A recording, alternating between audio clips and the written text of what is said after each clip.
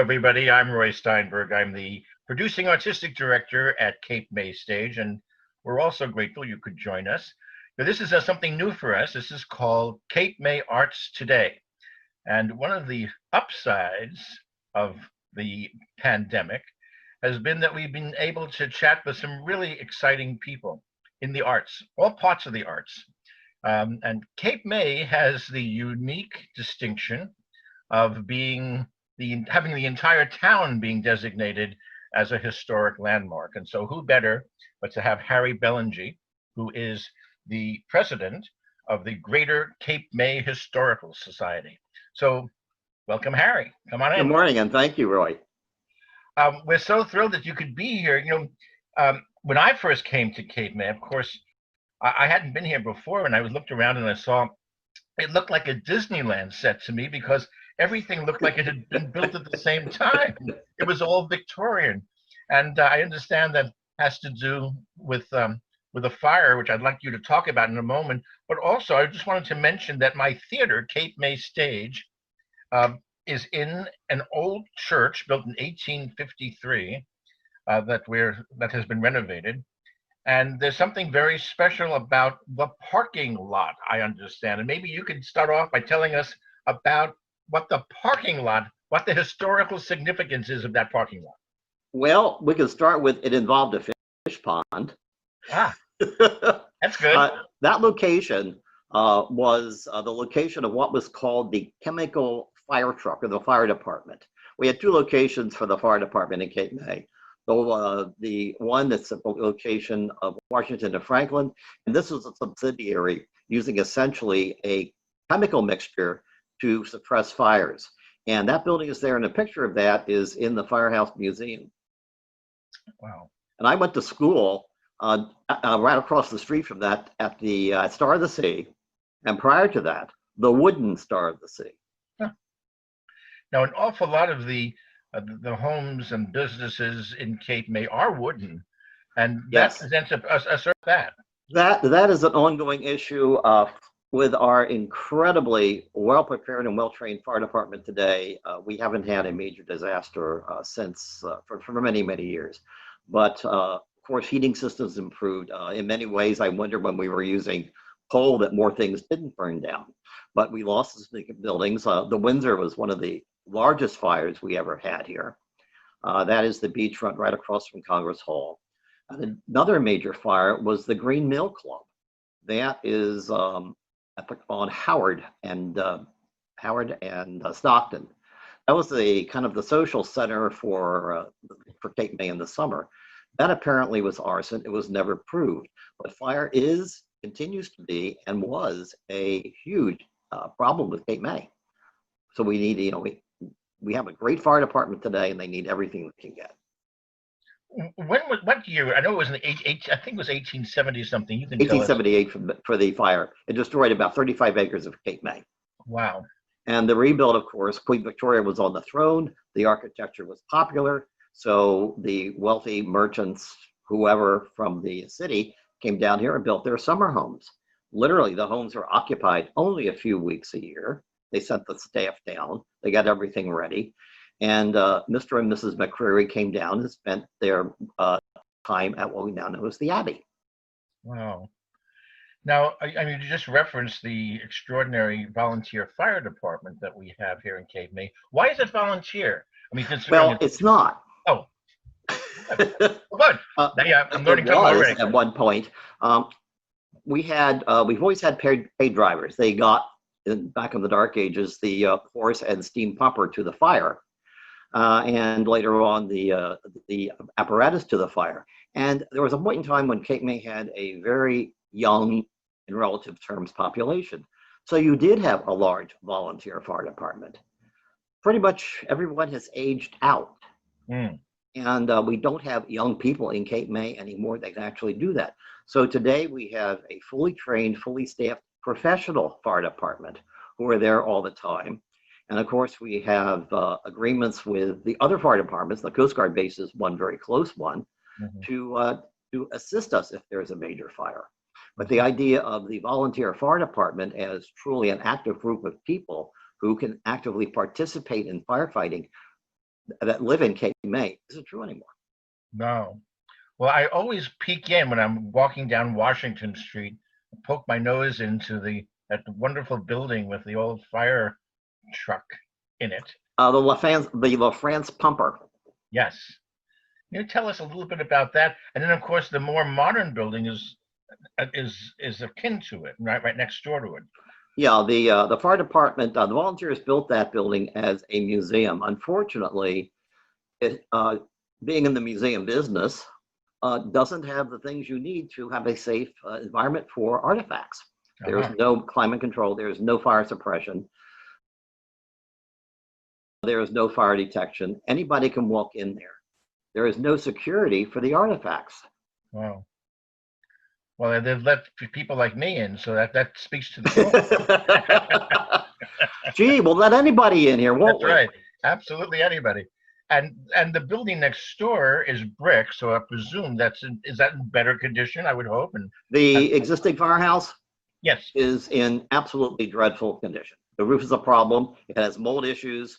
The standards for a fire department today for safety, for that type of thing, aren't there. Something very simple. Back in the dark ages, I was actually a certified diver. One of the things you have to do is take great caution when you're filling air tanks. Our firemen use air tanks. They do not have the proper facilities to fill their air tanks. Something that simple. Yeah. And this is an issue that has not been addressed for years. As I have said at a couple of council meetings, it's something that's just been kicked down the pike too many times.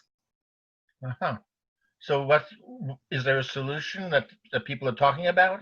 There is a solution, and it addresses both the incredibly terrible conditions for not just the fire department, but for the police department.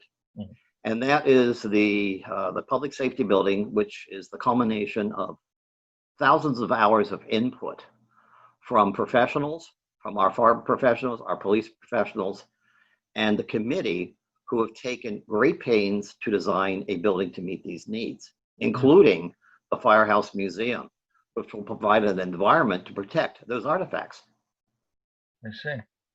Well, right now, the police department, tell me if I'm wrong, I've been wrong about almost everything, so I don't want to break my record, but it appears that it's in the city hall. Is that right? Because I've been there for various little things, like in the basement of the city hall. Okay, the police department operates actually out of two locations. There's a location in Cape May City, and there is a location called the substation in West Cape May. At one point, West Cape May had its own police department. That was dissolved, and Cape May, by contract, an interlocal agreement, handles their police. The same thing is true of Cape May Point. But yes, you are correct. It is in the City Hall, which is the old high school. Right. And it does not have the correct facilities or the proper facilities for a police department. The jail cell, which is not certifiable by anything, is a brig from a Coast Guard ship. Really? Yes. That's fascinating. Mm-hmm. But the facilities do not meet any standards known to man today. So is it actually used as a jail cell? Yes, it is. It's a holding cell. Holding cell. Wow. Yeah, you have right behind City Hall, you see that large chain link area known as a sally port, which is where someone who has been arrested would then be taken down to the basement area where the jail cell is for processing. The court is also down there, and I believe that was at one point the gymnasium for the high school. Fascinating. So, Harry, I was going to ask you, there's so many different kinds of architecture in Cape May. And I was wondering if you could talk to us a little bit about some of the other buildings. I mean, I know, for example, the Harriet Tubman Museum is under construction, and perhaps it's going to open shortly. Can you talk to us a little bit about those buildings and some of the other buildings that are in town that are under construction? Well, let's just, the Harriet Tubman Museum is well underway. They had kind of a private showing before the statue had to be removed. And that will be an asset. Harriet Tubman, my grandmother, was essentially her contemporary and knew she was here. And my grandmother contended that she lived or stayed at the Stephen Smith House. Wow. And worked at the Shelf Hut. No proof, but there is proof, and CCA did the research and found this, that yes, she was here. At that point, there was a bounty of $40,000 for her, dead or alive. Wow. That was part of the African American walking tour that I helped CCA develop and gave many times. And that was one of the things we talked earlier about the fish pond. Emily Dempsey and I loved to do the tour together. We both are from Cape May, or she was from West Cape May, but we both have a knowledge. And the tour is supposed to be 45 minutes. 3 hours later, Emily and I are still talking. Wow. Yeah. But yeah, you have the Yellow Church on the corner. The Yellow Church, which is now condos, was the Baptist church. My grandparents were married there. Wow. And that always got interest on the tour because it then became an African American church. The Baptists moved over to Gurney Street. And then they were down to, I think, around 15 or 16 members. And that's when they sold the church and it's developed into the condos. Amazing. You have the, of course, we talked about the high school. Prior to that, the high school fronted on Lafayette Street, pretty much where the Acme loading dock is. That then became the elementary school. The Franklin Street School replaced a terribly decrepit school building and became the African American school for Cape May and West Cape May. And how long did that exist as an African American school? 1927 to 1947, when segregation was abolished in New Jersey. It then went on to serve as the first location for what we know as the Cape May County Votech. It was used by Carolyn Pitts and her staff for researching Cape May. If you, for the people who are viewing, I'm having car issues, and the car guy is talking to my wife right now, who's returning my car, my valet. Please forgive. This is a very informal kind of discussion here, but fascinating because I never knew that it was until 1947. That seems so relatively recent. And then, of course, the school fell into disuse. CCA has spent well over $500,000 in grant money and other private money to stabilize that building. It was literally falling apart. But the windows were taken out, put back in. All the asbestos remediation took place. On the second floor, there is the original dividing wood movable wall to take that space and convert that into 2 rooms or 1 huge room. Wow. Well, you know, Cape May, I must say I was shocked when I first came here to learn that we are geographically, Cape May is geographically below the Mason-Dixon line. Well, technically, yes. However, they never surveyed New Jersey. But if you draw the line, yes, we are below it, but they did not survey New Jersey. Right. We're just about opposite Washington, D.C. Yeah. Well, in a very charming way. I mean, I find Cape May one of the most charming places I've ever been in my life. Oh, it's wonderful. And it really does have a kind of southern feel. It feels more to me like the Carolinas than it does like Newark. You know? Oh yeah, yeah. And the Southerners came here in the summer. They came by steamboat. We had a landing. Well, you know where the concrete ship is. Yeah. That was actually a steamboat landing, and the Sunset Boulevard came into town. Hotels would send their carriages out to pick up their guests for the week. Amazing. Tell me a little bit more, if you can, about just architecturally. I know the 1878 fire, there's an actual line where the fire stopped and the buildings changed. Yes. Well, of course, Victoria was on the throne. We're looking at that. And an architect, his name is Stephen Decatur Button, is responsible for a large number of the buildings in Cape May. We always think of Frank Furness and the Physic Estate. Yes. But Stephen Decatur Button did an awful lot of the major buildings in Cape May. Others are called Carpenter Vernacular, which is basically saying of the style of the time. Wow, I see. Well, I know that the architect whose name is Hand had a hand in the Yes, church that my theater is the venue for my theater, for Cape May Stage. And that's rather unique architecturally as well because it has a Moorish. it Um, does. Yeah. yeah, So they would pick up these designs from wherever, a style book, and put them together, and we have these magnificent buildings we have today. yeah. And that building has changed dramatically over the years. We have photographs from 1853 to the present, and it has changed. I mean, at one point there was a door on the side, and Yes. it had been different colors over the years. Uh, so it's fascinating to see how it has grown, and of course things were added like a ramp for disability and so forth, things Yeah. that were necessary. And of course, it was the Welcome Center for some period of time. That's right. In fact, to this day, I have people occasionally coming into a rehearsal of mine asking where something. Yeah, that became the Welcome Center. I'm not sure exactly the timeline when what was known as the Information Bureau, located in the original solarium, was went away. Aha, fascinating. Um, of course, now at this very moment, because of the pandemic, the building is closed, and the parking lot. Aren't we all? Yeah, yeah, that's right. We're all, aren't we all? But that, as I said, though, that affords us this opportunity to chat for a moment. Um, and the parking lot is being used by the restaurant next door, 410 Bank Street.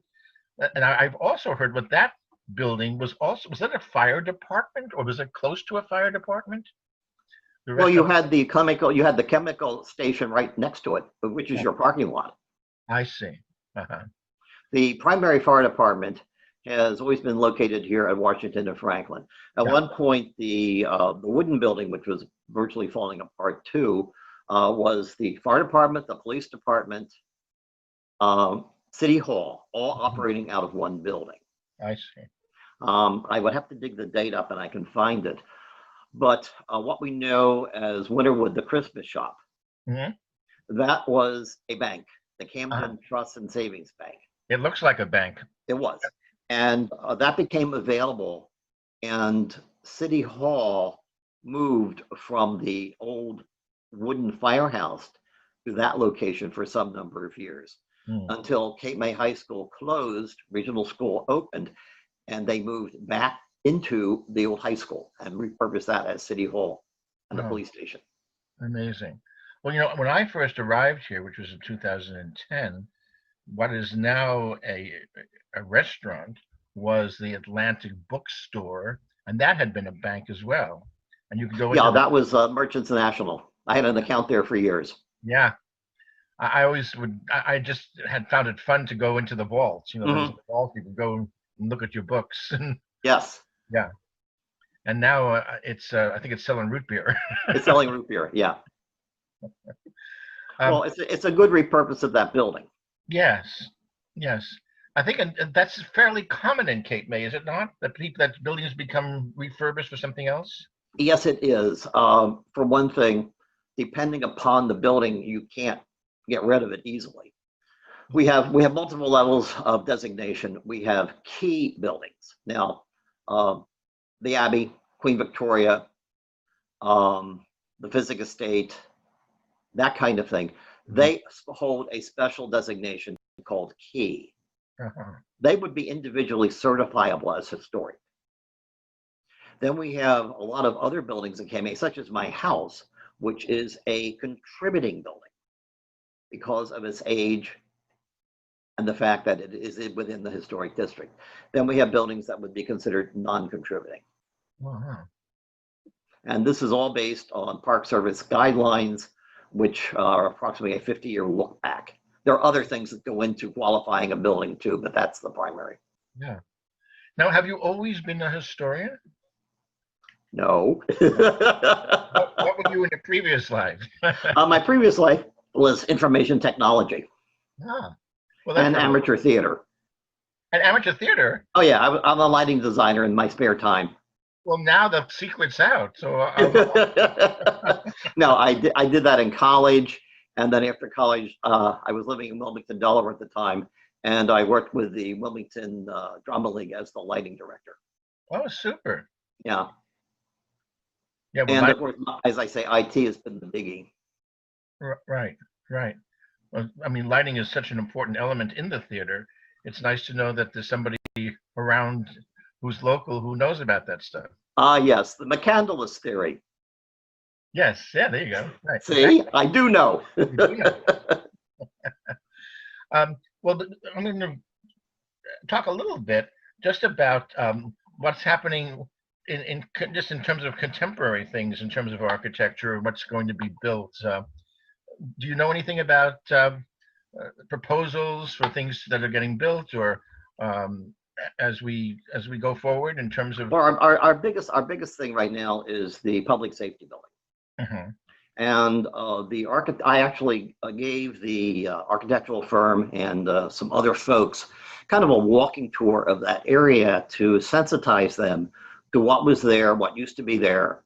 I provided them with pictures of several of the older buildings, one of which was the Reading train station at the corner, well, it wasn't quite the corner, of Ocean and Washington. And the thing I was really happy to see is when they designed this building, they picked up and incorporated elements from that building. Wow. Now, what happened to that train? Became economically unfeasible.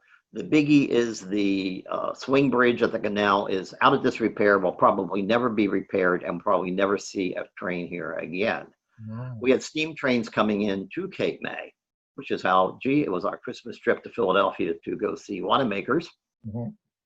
Well, and that went away. And we had Bud cars, self-powered diesel, and they ran until 1970 something, and then they stopped. In fact, that kind of ties in with some of the innkeepers in Cape May. One, J. and Marianne Schatz, they had the Abbey. They paid $100,000 for it. Mhm. And Marianne was here running the Abbey, and Jay was commuting to Philadelphia. I think he worked for Roman Haas. Marianne, they were both chemists. Marianne worked for Atlas, but she was here running the Abbey and getting it ready to go. And many people did commute daily.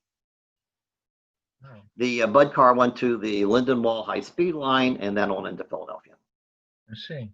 There are so many people who have asked me, particularly, when actors come in and they want to know how is there public transport, and I always tell them, well, there's a bus. There's a bus. Well, at one point we had Allegheny Airlines coming to the airport on a commuter basis. Yeah. Wow. But we do not have, that's one of the issues here with for anything is we do not really have any kind of decent public transportation, which And of will course that not ever? having that exacerbates our parking problem.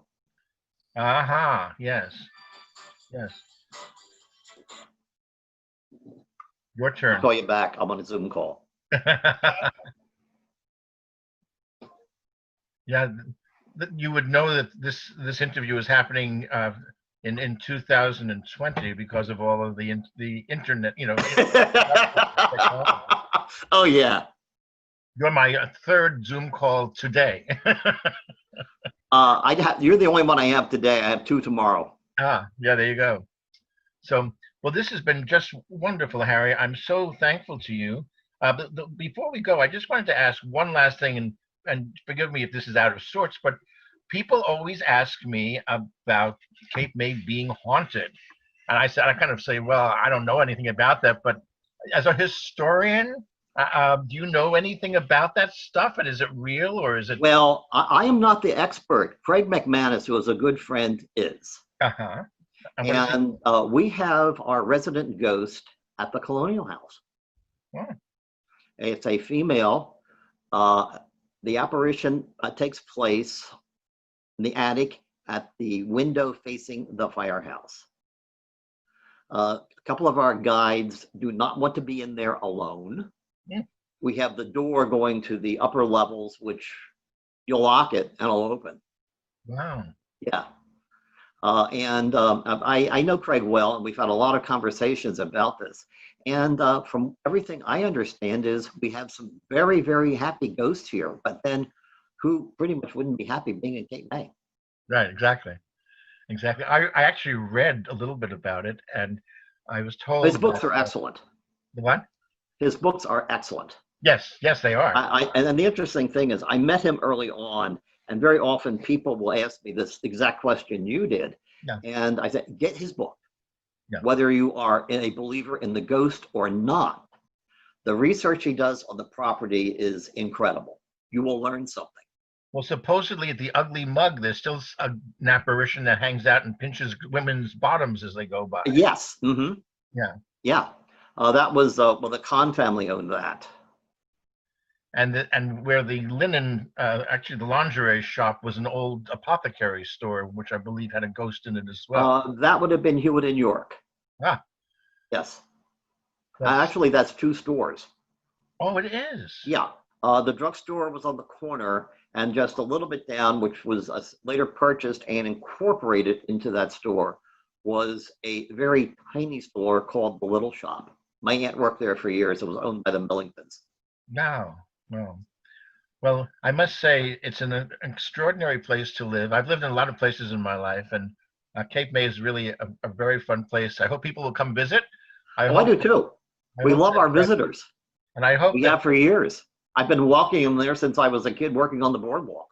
great, great.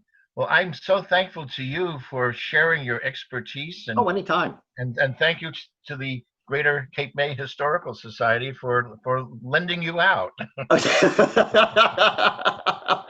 Anytime, Roy. Be happy to. Great. All right. All the best. Bye now. Thank you.